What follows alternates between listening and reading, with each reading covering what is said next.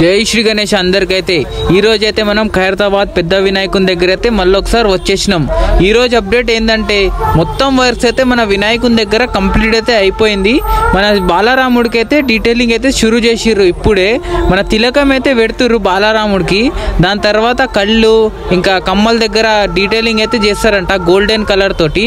మొత్తం వర్క్స్ మనం వినాయకునికి అయితే 90% వర్క్స్ అయితే కంప్లీట్ అయిపోయినాయి. ఇక 10% కూడా లేవు, 99% అయిపోయినట్టే. కొంచెం షైనింగ్ అయితే వేస్తారు అనమాట. ఇక్కడ పాదాల దగ్గర పెయింటింగ్ వర్క్స్ అయితే ఇంకా కొంచెం అయితే మిగిలింది, అది కూడా మన వాళ్ళైతే కంప్లీట్ అయితే చేసేస్తారు.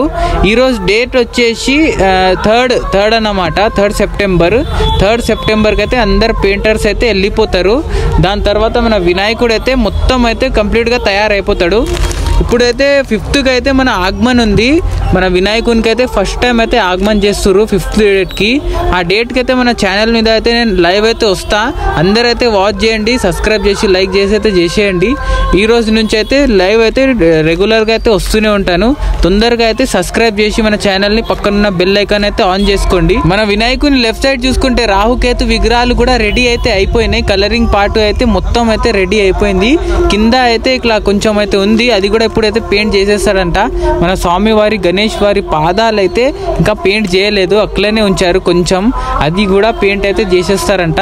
రాహుకేతుకి అయితే మొత్తం పెయింటింగ్ అయితే అయిపోయింది, డీటెయిలింగ్ కూడా అయిపోయింది. మన స్వామివారి కళ్ళు అయితే కనిపిస్తున్నాయి కొంచెం కొంచెంగా, మీరైతే చూసుకోండి. ఒక్క లైక్ అయితే చేసేయండి తొందరగా. September 5th అయితే మన వినాయకుడి ఆగమన్ అయితే నడుస్తుంది. ఆ రోజైతే మన ఛానల్ మీద అయితే లైవ్ అయితే వస్తా నేను. అందరైతే సబ్స్క్రైబ్ చేసుకోండి. ఎట్లా అయితే లైవ్ వస్తానో అందరికైతే తెలిసిపోతుంది. జై శ్రీ గణేష.